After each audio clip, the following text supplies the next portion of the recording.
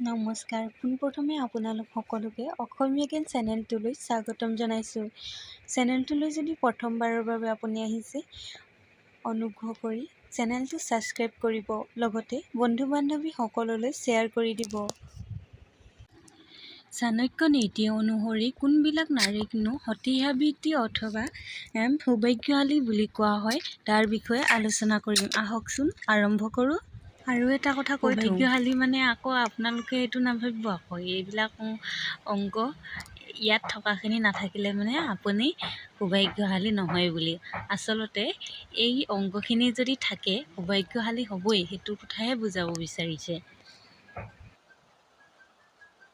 কলিযুগত যিসকল মহিলাৰ এই 7টা অংশ ডাঙৰ, তেওঁলোক অতি ভাগ্যৱতী আৰু সতী বুলি চাণক্য নীতি অনুসৰি কোৱা হয়।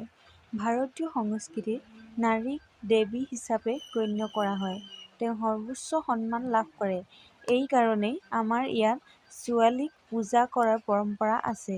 বৈদিক পদ্ধতিত সম্পদ বিভাগ লক্ষ্মীজীক, শিক্ষা বিভাগ মাতা সৰস্বতী আৰু ক্ষমতা বিভাগ মাতা মহাকালীক দিয়া হৈছে। এয়া বেদৰ কথা। এতিয়া যদি আমি গৰুড় পুৰাণ আৰু সামুদ্ৰিক শাস্ত্ৰৰ কথা কওঁ, তেন্তে এইবোৰত নাৰী আৰু গৃহিণীৰ অংশবোৰ বিশদভাৱে আলোকপাত কৰা হৈছে। প্ৰতিগৰাকী নাৰীৰ নিজস্ব বিশেষত্ব আছে। তেওঁৰ কোনটো বৈশিষ্ট্য ভাল হ'ব বা কোনজন মানুহৰ বাবে ভাগ্য সলনি হ'ব, এই প্ৰশ্নৰ উত্তৰ সামুদ্ৰিক শাস্ত্ৰতো আছে। ইয়াত চুলিৰ পৰা ভৰিৰ নখলৈকে মহিলাৰ অৱস্থা আৰু ইয়াৰ ফলাফল কোৱা হৈছে। ইয়াত মহিলাৰ বৃহৎ অংশৰ বিভিন্ন ফলো কোৱা হৈছে। হয়তো এই কাৰণেই যে আমাৰ ঘৰৰ বয়োজ্যেষ্ঠসকলে যেতিয়া ছোৱালীজনীক বিয়াৰ বাবে চাবলৈ যায়, তেতিয়া তেওঁলোকে শাৰীৰিক সৌন্দৰ্যতকৈ ছোৱালীৰ সন্তানৰ শাৰীৰিক অংগ আৰু বৈশিষ্ট্যৰ প্ৰতি বেছি গুৰুত্ব দিয়ে। নাৰীৰ কোনবোৰ প্ৰধান অংগ শুভ আৰু স্বামী পৰিয়ালৰ ভাগ্য সলনি কৰি দিয়ে তাকে কওঁ। দীঘল চুলি। শাস্ত্ৰত উল্লেখ আছে যে দীঘল চুলিৰ নাৰীৰ পদমণি অৰ্থাৎ উচ্চ মৰ্যাদাৰ। দীঘল আৰু ৰেচমী চুলি শুভ আৰু সৌন্দৰ্যৰ প্ৰতীক। ভাগৱতী দেৱীৰ কোনো ছবি বা প্ৰতিমূৰ্তি দেখিলে দেখিব যে তাইৰ চুলি দীঘল। দীঘল চুলি থকা মহিলাসকলে স্বামীৰ বাবে ভাগ্যৱান বুলি প্ৰমাণিত হয়। দীঘল ডিঙি।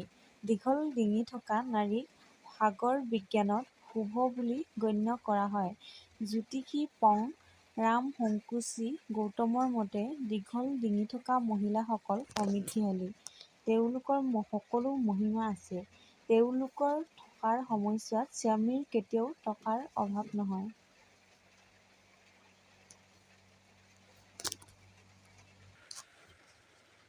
বুকুৰ ওখ অংশ। সামুদ্ৰিক শাস্ত্ৰ আৰু ভৱিষ্যত পুৰাণত লিখা আছে যে ওখ, বক্ৰ আৰু বৃহৎ বুকুৰ অংশ থকা মহিলাসকল সৌভাগ্যৱান। তেওঁলোকৰ আকৃতি বুকুখন সম্পদ, সমৃদ্ধি আৰু সৌভাগ্যৰ প্ৰতীক। জ্যোতিষী চৰ্চা পৃষ্ঠীয় জাৰ্নন শ্লোকৰ মতে, প্ৰাচীন দেৱীৰ প্ৰতিমূৰ্তিবোৰ চালে শিল্পীসকলে শুভকামনা হিচাপে কেৱল ডাঙৰ বুকুৰ ঠাইহে উপস্থাপন কৰিছে। বৃহৎ বুকুৰ অংশ থকা মহিলাসকল স্বামীৰ বাবে এক প্ৰকাৰৰ ত্ৰাণকৰ্তা। তেওঁলোকৰ সন্তান সকলো তুলনামূলকভাৱে ভাল আৰু সফল।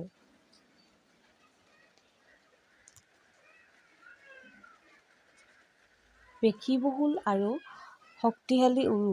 সামুদ্ৰিক শাস্ত্ৰৰ মতে, যিসকল মহিলাৰ উৰু শক্তিশালী আৰু পেশীবহুল তেওঁলোক শোভাময়।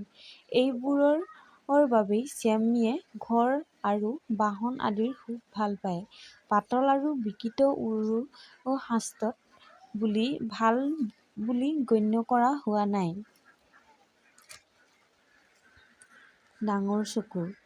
ডাঙৰ চকু মহিলাৰ বাবে সৌভাগ্যৰ প্ৰতীক। জ্যোতিষাচাৰ্য পং দীনেশ শাস্ত্ৰীৰ মতে, গৰুড় পুৰাণত লিখা আছে যে ডাঙৰ চকুৰ নাৰী বুদ্ধিমান, বিচক্ষণ আৰু অতি বুদ্ধিমান। গোটেই পৰিয়ালটোৰ বাবে মংগলদায়ক আৰু যেতিয়া দুৰ্যোগ আহে তেতিয়া তেওঁলোকে নিজৰ জ্ঞানেৰে গোটেই পৰিয়ালটোৰ যত্ন লয়। তেওঁলোকৰ ঘৰত টকাৰ অভাৱ নাই।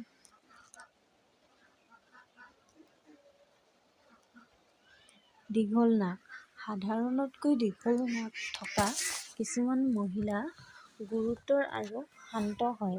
প্ৰতিটো প্ৰতিকূলতাৰ সন্মুখীন হ'বলৈ সক্ষম হৈছে। ইয়াৰ বাবেই গোটেই পৰিয়ালটো সুৰক্ষিত হৈ থাকে। এই স্বাভাৱিক মূৰ আৰু স্বাভাৱিক আকাৰৰ কাণ থকা মহিলাসকলক পৰিয়ালৰ বাবে ভাল বুলি গণ্য কৰা হয়। ভৰি আৰু আঙুলি। সামুদ্ৰিক শাস্ত্ৰত নাৰীৰ হাত-ভৰিৰ আকৃতিক বিশেষ গুৰুত্ব দিয়া হৈছে।